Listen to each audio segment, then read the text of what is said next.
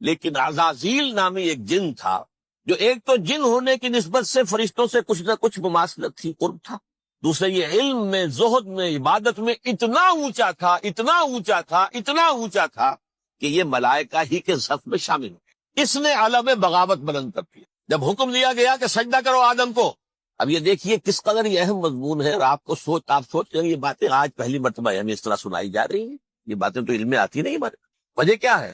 آپ کو دلچسپی نہیں ان چیزوں سے۔ جدید تہذیب نے ان چیزوں کی اہمیت کو زیرو کر دیا۔ قرآن میں اہمیت کا کیا عالم ہے؟ 7 جگہ یہ مضمون قرآن میں آیا کہ فرشتوں کو ہم نے حکم دیا سجدہ کرو آدم کو، سب نے سجدہ کیا۔ فسجد الملائکۃ کلھم اجمعون، سارے کے سارے، کل کے کل، سب نے مل کر سجدہ کیا آدم کو۔ اللہ کے حکم سے فوراً تعبیل کر دی، الا ابلیس ابا واستکبر وکان من الکافرین، ابلیس نے نہیں کیا، انکار کیا، استکبار کیا، گھمنڈ کیا۔ اور اس کو سورہ کہف میں بیان کر دیا گیا، یہ اس لیے کہ وہ اصل میں جنات میں سے تھا، اگرچہ شامل تو تھا فرشتوں میں اس وقت۔ کانا من الجن ففسق عن امر ربہ، وہ اصل میں جنات میں سے تھا، اس وجہ سے وہ اپنے رب کے اس فیصلے کے خلاف کھڑا ہو گیا، سرکشی تھی اس میں۔ یہ معاملہ اتنا اہم ہے، اب آپ سمجھیے کہ 7 مرتبہ سورہ بقرہ، سورہ اعراف، سورہ حجر، سورہ بنی اسرائیل، سورہ کہف، سورہ طٰہٰ، سورہ صاد، 6 مکی صورتوں میں ذکر ہے یہ، اور ایک مدنی صورت سورہ بقرہ۔ ان میں سے اکثر مقامات پر پھر جب اللہ نے کہا کہ اچھا تم نے یہ سرکشی کی ہے اور ہمارے حکم کی خلاف ورزی کی ہے تو یہاں سے نکل جاؤ، دفع ہو جاؤ، تم مردود ملعون، ان علیک لعنتی الی یوم الدین، اب تجھ پر لعنت رہے گی میری قیامت کے دن۔ اس نے کہا اچھا پروردگار پھر مجھے ذرا مہلت دے دے، رب فانظرنی الی یوم یبعثون، قیامت تک میری زندگی طویل کر دے۔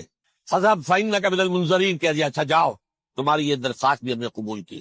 انہوں نے کہا پروردگار اب میں اس آدم کو بھی گمراہ کر کے چھوڑوں گا اور آدم کی نسل کو تباہ کر کے۔ انتہائی شدید چیلنج کے انداز میں یہ قرآن مجید میں 4-5 مرتبہ میں نے صرف 2 جگہ سے آپ کو اس وقت کوٹ کر کے سنایا تھا۔ سورہ آراف میں اللہ تعالیٰ فرماتے ہیں قالا، اس پر ابلیس نے کہا فبما اغویتنی، تو اے رب جو تو نے مجھے گمراہ کیا ہے، مجھے دلیل کر دیا، مجھ پر فوقیت دے دی، اس کو انا خیر منہ، میں اس سے بہتر ہوں، خلقتنی من نار وخلقتہ من طین، بنایا تو نے مجھے آگ سے اور اس کو بنایا مٹی سے، پھر مجھ سے مطالبہ کہ میں سجدہ کروں، اور میں نے سجدہ نہیں کیا تو تو نے مجھے ملعون قرار دے دیا۔ قال فبما اغویتنی لاقعدن لهم صراطک المستقیم، اب میں یہ نسل آدم کے لیے، اس کو برباد کرنے کے لیے تیری سیدھی راہ کے اوپر گھات میں بیٹھوں گا، سیدھے راستے پر چلنے نہیں دوں گا۔ ثم لآتینہم من بین ایدیہم، پھر میں ان پر حملہ آور ہوں گا، ان کے سامنے سے بھی، ومن خلفہم، ان کے پیچھے سے بھی، وعن ایمانہم، ان کے داہنی جانب سے بھی، وعن شمائلہم، اور ان کے بائیں جانب سے بھی، ولا تجد اکثرہم شاکرین، اور تو دیکھے گا کہ ان کی اکثریت تیری شکر گزار بندوں پر مشتمل نہیں۔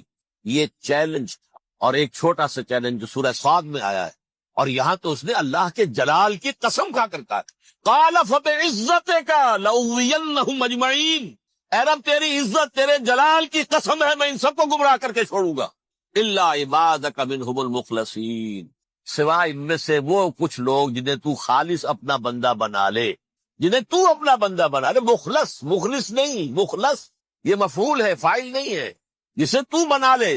بعض لوگوں کو اللہ چن لیتا ہے، وہ اجتباکم، تمہیں چن لیا ہے، اجتباء، وہ بچیں گے جن کو تو اپنی خاص امان میں لے لے گا، باقی میں سب کو گمراہ کر کے چھوڑ۔ یہ ہے اصل دنیا میں نوع انسانی کا ابدی دشمن، ازلی سے ابدی تک۔ اور اس میں نوٹ کیجئے کہ اس کی اصل بنیاد کیا ہوئی؟ 2 لفظ، تکبر اور حسد۔ استکبرا، تکبر کیا، انا خیر منہ، میں اس سے بہتر۔ یہ ساری بس کی گانٹھ یہی ہے، سب سے بڑی گمراہی کی وجہ یہی ہے۔ اسی لیے کہا ہے حدیث میں لن يدخل الجنہ من کان فی قلبہ مثقال حبۃ من کبر، جنت میں ہرگز وہ شخص کبھی بھی داخل نہیں ہو سکے گا جس کے دل میں رائے کے دانے کے برابر بھی کبر، تکبر سب سے بڑا۔ الکبر ردائی، اللہ فرماتا ہے یہ تکبر، یہ تو میری چادر ہے۔ کوئی شخص تکبر کرتا تو گویا میری چادر گھسیٹ رہا ہے میرے کندھے سے۔ عرب میں کسی شخص کی توہین کرنی ہوتی تھی تو اس کی چادر گھسیٹتے تھے، ننگا کر دیا گویا یہ میری ردائی ہے، الکبر ردائی، یہ میری چادر، یہ جامہ مجھے زیب دیتا ہے، مجھ پر راستہ۔ اور حسد، آدم کو جو برتری عطا ہو گئی اس حسد کی آگ میں وہ جل، اور اس کا انتقام لینا چاہتا ہے۔ آدم سے بھی، آدم کو بھی گمراہ کیا، جنت سے نکلوایا، ایسے نکلنا تو انہیں تھا ہی مشیت اذنی میں، لیکن فوری طور پر اللہ کے حکم کی خلاف ورزی تو کروائی۔ فعصى آدم ربه فغوى، آدم نے اپنے رب کے حکم کی نافرمانی کی، گمراہ ہوا عارضی طور پر۔ یہ دوسری بات ہے، توبہ کر لی، اللہ نے توبہ قبول فرما لی، معاف کر دی۔ کوئی مستقل جو ہے وہ نسل انسانی پر اس گناہ کا اثر متوارث طور پر نہیں آ رہا ہے، ختم ہو چکا معاملہ، ہوا تھا ہو گیا۔ فتلقى آدم من ربه كلمات فتاب عليه انه هو التواب الرحیم۔ اور توبہ کی شان یہ ہے جب وہ قبول ہو جائے اللہ کی جناب میں، کیا تائب من الذنب کمن لا ذنب له، گناہ سے توبہ کرنے والا ایسے ہوتا ہے جیسے اس نے کبھی گناہ کیا ہی نہیں تھا۔ لیکن بہرحال وہ گمراہ کرنے میں کامیاب ہو گیا، حضرت آدم اور حوا کو بھی، اور نوع انسانی کی عظیم اکثریت، عظیم اکثریت، عظیم اکثریت اس کے داؤ میں آئی ہوئی ہے نہیں۔ کتنے ہیں وہ عباد اللہ المخلصین، الا عبادک منہم المخلصین، کتنے جو واقعتاً خالصتاً اللہ کے بندے بن گئے، جنہیں اللہ نے اپنا بنا لیا، اپنا قرار دے دیا۔ اب اس کے ساتھ نوٹ کیجئے، اس ابلیس کے ساتھ ایک فوج بھی ہے، جسے قرآن مجید میں کہا گیا ہے کہ یہ اس کی پارٹی ہے، حزب الشیطان، یہ اکیلا نہیں ہے۔ ایک تو وہ عزازیل ہے، اس کی طویل ترین عمر اللہ نے دے دی، وہ تو قیامت تک رہے گا۔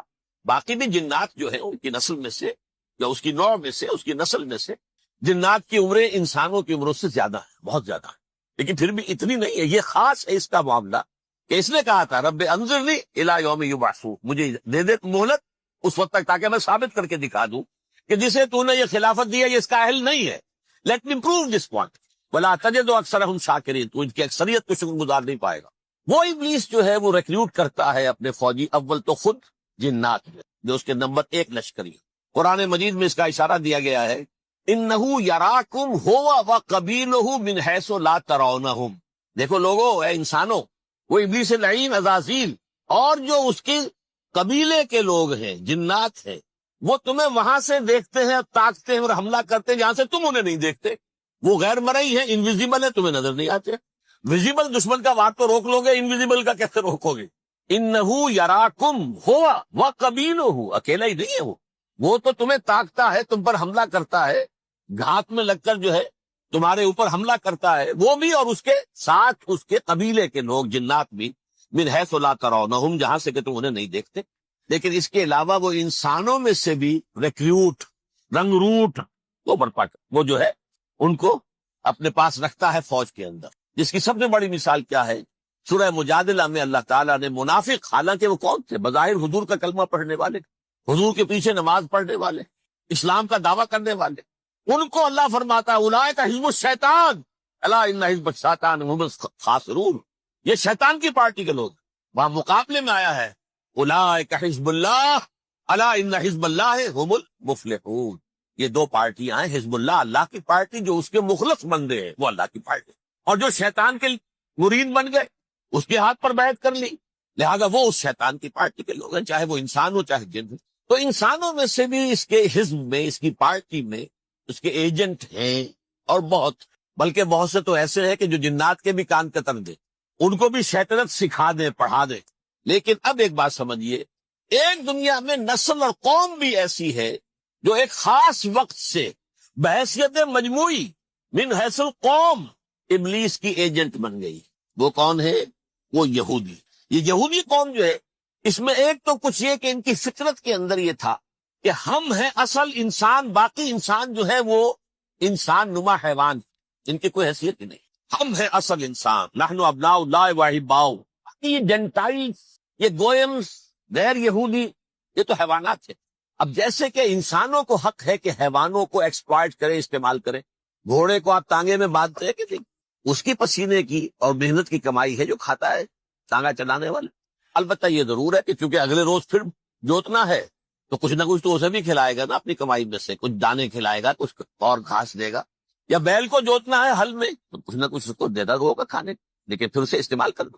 تو ان کا مستقل قول یہ ہے کہ اصل انسان ہم ہیں، باقی پوری نوع انسانی ہمارے لیے حیوانوں کے درجے میں، ہم چاہیں جس طرح انہیں استعمال کریں، ایکسپلائٹ کریں، دھوکہ دیں، جیسے چاہیں، لوٹیں، کھسوٹیں، سب کچھ کریں، بدہضی کریں، ان سے سود لیں، سب کریں، جو بھی ممکن طریقہ ہو، یہ ہمارے لیے، ہم ڈومینیٹ کریں گے، اور یہ در حقیقت ہمارے اعلی کار ہے۔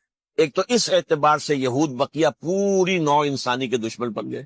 قرآن مجید کی وہ آیت بھی میں نے آپ کو سنائی وقالوا لیس علینا فی الامیین سبیل، یہ امیین کہتے تھے نا ان کو، جو غیر یہودی ہیں، کیونکہ ان کے پاس کتاب تھی، تورات تھی، اور کتاب نہیں تھی کسی کے پاس، لہذا یہ ان پڑھ ہے، پاگل ہے، جاہل ہے، امی ہے، ہم ہے صاحب کتاب، ہمارے پاس شریعت، ہمارے پاس کتاب، یہ لوگ ان پڑھ ہیں، جاہل۔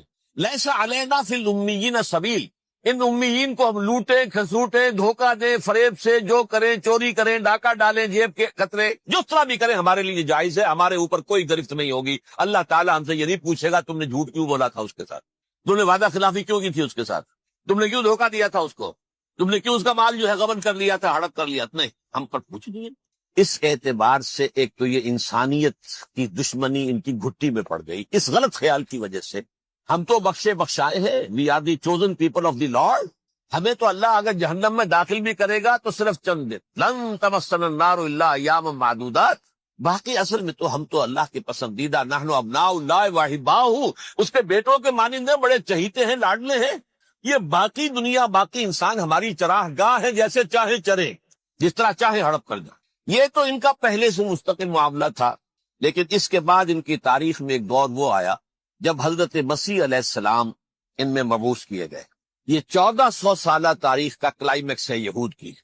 جب کتاب انہیں دی گئی تھی تورات حضرت موسیٰ کے ذریعے، وہ 1400 قبل مسیح کا واقعہ ہے۔ اس وقت سے لے کر اللہ کا وہ فضل ان پر ہوا کہ کوئی ایک لمحہ ایسا نہیں آیا 1400 برس میں کہ ان کے ہاں کوئی نہ کوئی نبی موجود۔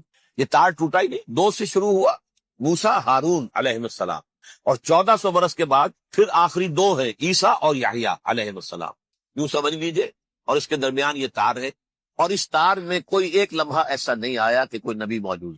اس میں اتار چڑھاؤ بہت سے آئے، اس کا وہ میرا موضوع نہیں ہے اس وقت۔ قبل مسیح کی تاریخ جو ہے وہ میرا موضوع نہیں ہے۔ قرآن مجید میں سورہ بنی اسرائیل کے پہلے رکوع میں اس کا تذکرہ موجود ہے۔ وَقَضَيْنَا إِلَىٰ بَنِي إِسْرَائِيلَ فِي الْكِتَابِ لَتُفْسِدُنَّ فِي الْأَرْضِ مَرَّتَيْنِ وَلَتَعْلُنَّ عُلُوًّا كَبِيرًا۔ 2 مرتبہ ان پر عذاب کے کوڑے برسے، پہلے اشوریوں کے ذریعے سے جو شامی تھے، سیرینز اشوری کہلاتے، پھر بابلیوں کے ذریعے سے یعنی عراقیوں کے ذریعے سے، بیبیلونیا نام تھا عراق کا پہلے، ان پر بہت بڑی بڑی تباہیاں آئیں، اللہ تعالیٰ کی طرف سے عذاب آئے۔ اس کے بعد پھر دوسرے دور میں دوسرا اقتدار کا دور آیا، خربستیاں بڑھ گئیں، تو پہلے گریکس کے ذریعے سے، یونانیوں کے ذریعے سے، اور پھر رومیوں کے ذریعے سے پسوایا گیا۔ یہ دور گزر چکے تھے ان پر، 2 عروج کے دور اور 2 زوال کے دور۔ میری چھوٹی سی کتاب ہے تنظیم اسلامی کا تاریخی پس منظر، شاید 6-7 روپے کی ہوگی، اس کو آپ دیکھیں گے تو اس میں اس کا پورا نقشہ آپ کو مل جائے۔ ویسے تو یہ کہ میری جو ذرا بڑی کتاب ہے سابقہ اور موجودہ مسلمان امتوں کا ماضی، حال اور مستقبل، اس میں میں نے ان معاملات پر بڑی تفصیل سے بحث کی۔ بہرحال یہ جو دور تھا ان کا 1400 سالہ، وہ اونچ نیچ سے ہوتا ہوا جب آیا ہے حضرت مسیح کی بعثت پر، تو ان کی شرارت کی انتہا یہ ہو گئی کہ اللہ تعالیٰ نے مسیح کو رسول بنا کر بھیجا، رسولاً الی بنی اسرائیل۔ حضرت موسیٰ اور حضرت عیسیٰ کے درمیان رسول کوئی نہیں ہے، سب نبی ہے۔ حضرت موسیٰ رسول تھے اور حضرت عیسیٰ رسول، درمیان میں داؤد ہو، سلیمان ہو، یشعیاء ہو، زکریا ہو، یہ سب نبی ہے، یحییٰ نبی ہے، رسول نہیں ہے، لہذا وہ شہید کر دیے گئے۔ رسول شہید نہیں ہو سکتا، قتل نہیں ہو سکتا، لیکن عیسیٰ اور موسیٰ کے درمیان 1400 برس ان کے جو ہیں، اس کا کلائمیکس ہے حضرت مسیح علیہ السلام کی بعثت، اور حضرت مسیح علیہ السلام کو جسے اللہ نے اپنی روح قرار دیا، روح منہ، کلمتہ القاہا الی مریم، اللہ کا کلمہ، عظیم ترین معجزات۔ انہوں نے کیا کہا؟ یہ ولد الزنا ہے، حرام زادہ ہے، معاذ اللہ، نقل کفر نباش، یہ جادوگر ہے، یہ مرتد ہے، یہ واجب القتل۔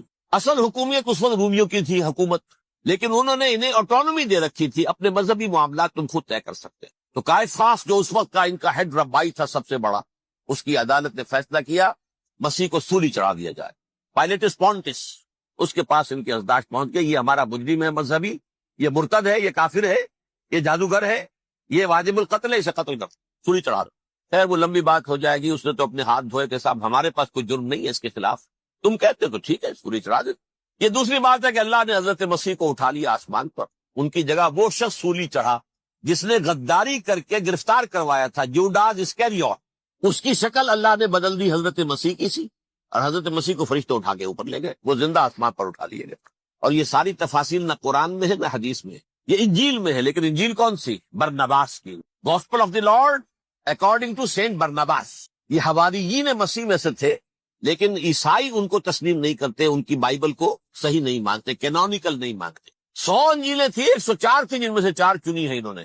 یہ بتی اور جان اور مرکس مارکس یہ ہے. تو یہ 4 انجیلیں ہیں انہوں نے تسلیم کی کہ